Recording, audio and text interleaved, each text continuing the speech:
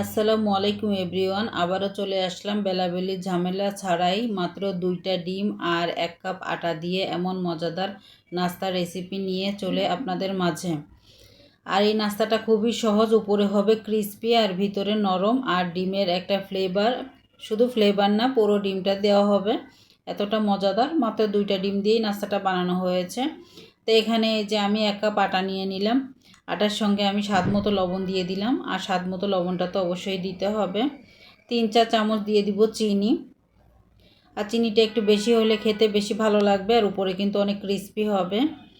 আর half চা চামচের মতো দিয়ে দিলাম ইস্ট, আর ইস্টের পরিবর্তে কিন্তু আপনারা একটু কিছুটা পানি দিয়ে কিন্তু একটা ডিম গুলে আর সেই ডিমের ভিতরে কিন্তু আটাটা দিয়ে কিন্তু এই ডোটা তৈরি করে নিতে পারবেন।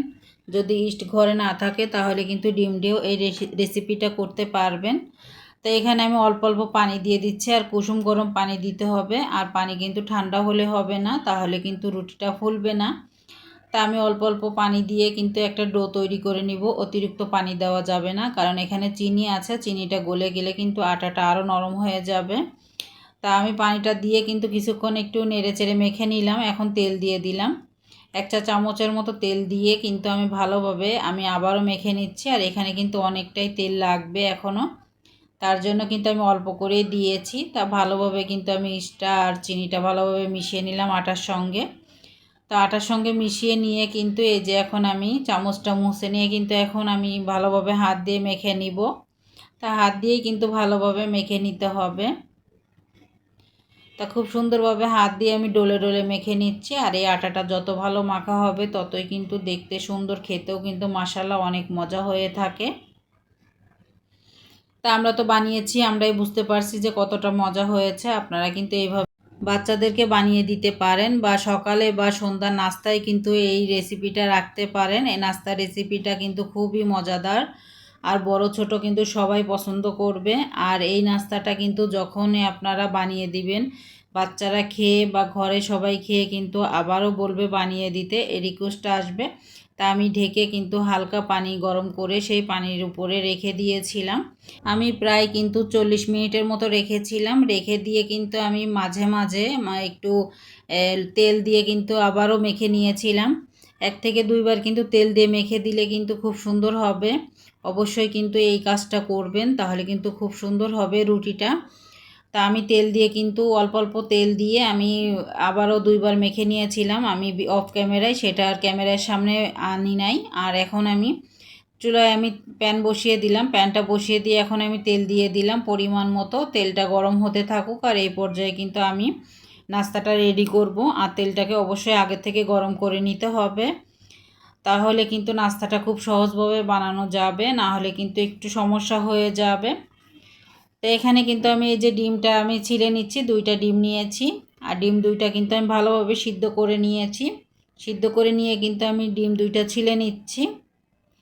তা আমি খোসাটাকে ভালোভাবে আলতো হাতে কিন্তু খোসাটাকে ছিলে নিলাম। ছিলে নিয়ে কিন্তু আমি ডিমটাকে কিন্তু ধুয়ে নিব। তা ডিমটা কিন্তু অবশ্যই একটু ধুয়ে নিতে হবে, কারণ কি এখানে কিন্তু খোসা থেকে থাকে মাঝে মাঝে, এজন্য আর কি আমি ডিমটা ধুয়ে নিব। তো এই পর্যায়ে যদি কেউ লাইক না দিয়ে থাকেন, অবশ্যই মনে করে একটা লাইক দিয়ে দিবেন। আমার ভিডিওর কোনো অংশ যদি ভালো লাগে, চাইলে আমার চ্যানেলটা সাবস্ক্রাইব করে আমার পাশে থেকে যেতে পারেন। তা আমি ডিমটা ধুয়ে পাশে রেখে দিলাম। আর এখানে যে আমি আটাটা দেখুন কিভাবে ফুলেছে, খুব সুন্দর হয়েছে কিন্তু। তা আটাটাকে আমি আবারও কিন্তু মেখে নিচ্ছি, আবারও আমি কিছুক্ষণের জন্য মেখে নিব। আর আটাটা যত ভালো মাখা হবে ততই কিন্তু ভালো হয়। এর জন্য কিন্তু আমি অফ ক্যামেরায় 2-3 বার মেখে নিয়েছি, মেখে নিয়ে ঢেকে রেখেছিলাম। আবারও এভাবে কিন্তু কাজটা করলে কিন্তু খুব সহজ হবে। আর আমি আটাটাকে 2 ভাগ করে নিচ্ছি। এই 1 কাপ আটা দিয়ে কিন্তু 4টাও আপনারা বানিয়ে নিতে পারবেন, কিন্তু আমি 2টা বানিয়ে নিচ্ছি। তা আটাটাকে কিন্তু আমি 2 ভাগ করে নিয়ে একটু গোল করে রেখে দিব।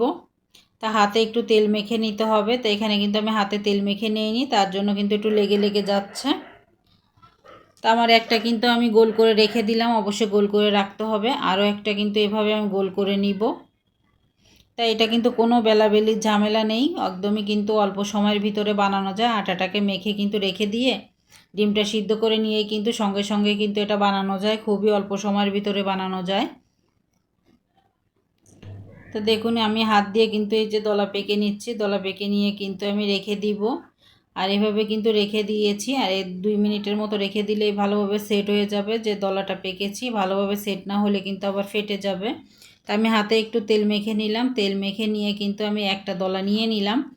আর একটা লেচি নিয়ে কিন্তু আমি এখানে হাতের ভিতরেই কিন্তু একটু চাপ দিয়ে চ্যাপটা করে নিব। তো দেখুন কোনো বেলাবেলির ঝামেলা কিন্তু নেই। এই যে আমি হাতের ভিতরে চ্যাপটা করে নিলাম। এক হাতের উপর রেখে আর এক হাতের দিয়ে আমি চাপ দিয়ে কিন্তু চ্যাপটা করে নিয়েছি। নিয়ে আমি ডিমটা মাঝখানে বসিয়ে দিব। আপনারা কিন্তু ডিমটাকে পিস করে ছোট করে কিন্তু কয়েকটা বানিয়ে নিতে পারবেন। তা আমি জাস্ট 2টা বানিয়ে নিলাম। এই যে আমি হাত দিয়ে একটু গোল করে নিলাম আর তেল বসিয়ে দিয়েছি। আর তেলটাকে ভালোভাবে কিন্তু গরম হয়ে গিয়েছে। আর ভালোভাবে গরম করে নিয়েই কিন্তু এখন আমি এই যে ছেড়ে দিয়ে নাস্তাটা এখন কিন্তু তেলটা আমি চামচ দিয়ে উঠিয়ে দিচ্ছি। আর চামচ দিয়ে যদি এটা দেওয়া হয় তাহলে কিন্তু চামচের উপরে অবশ্যই একটু তেল লাগিয়ে নিতে হবে, না হলে কিন্তু চামচে লেগে থাকবে। তা আমি কিন্তু এই যে দেখুন আমি নেড়ে চেড়ে কিন্তু একটু তেল দিয়ে ছড়িয়ে সুন্দরভাবে কিন্তু উল্টিয়ে পাল্টিয়ে ভেজে নিব। তা কালারটা সুন্দর এসেছে, আমার পছন্দ মতো কালার চলে এসেছে। আর উপরে কিন্তু অনেকটাই ক্রিস্পি হয়েছে। তা আমি কিন্তু এখন উঠিয়ে নিচ্ছি। তা তেলটা ঝরিয়ে উঠিয়ে নিলাম। উঠিয়ে নিয়ে কিন্তু আমি আরও একটা দিয়ে দিচ্ছি। চামচে কিন্তু আমি তেল লাগিয়ে নিয়েছি। তেলটা লাগিয়ে নিয়ে কিন্তু আবারও একটা নাস্তা দিয়ে দিলাম। দিয়ে কিন্তু আমি আবারও এই নাস্তাটার ভিতরে উপরে আমি তেল দিয়ে দিলাম চামচ দিয়ে উঠিয়ে। তেলটা দিয়ে কিন্তু এই নাস্তাটাও সুন্দরভাবে ভেজে নিব উল্টে পাল্টিয়ে। তা খুব সুন্দর কালার চলে আসলে কিন্তু আমি এই নাস্তাটাকেও উঠিয়ে নিব। তো এভাবে কিন্তু আমি 2টা নাস্তা বানিয়ে নিয়েছি।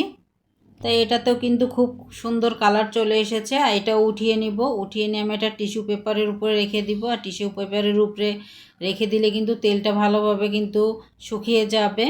আর এই যে টিস্যু পেপারের উপরে উঠিয়ে নিলাম। দেখুন মাশাল্লাহ কতটা লোভনীয় লাগছে। শুধু লোভনীয় না, খেতে কিন্তু অসম্ভব লোভনীয় মজাদার হয়েছে। অনেকেই কিন্তু পছন্দ করবে। আর আমার ঘরে তো সবাই পছন্দ করেছে।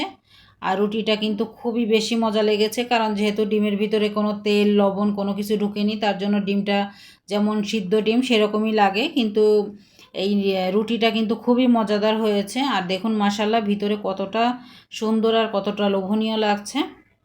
আর এভাবে কিন্তু ঘরের সবাইকে তাক লাগিয়ে দিতে পারেন এমন মজাদার নাস্তা বানিয়ে।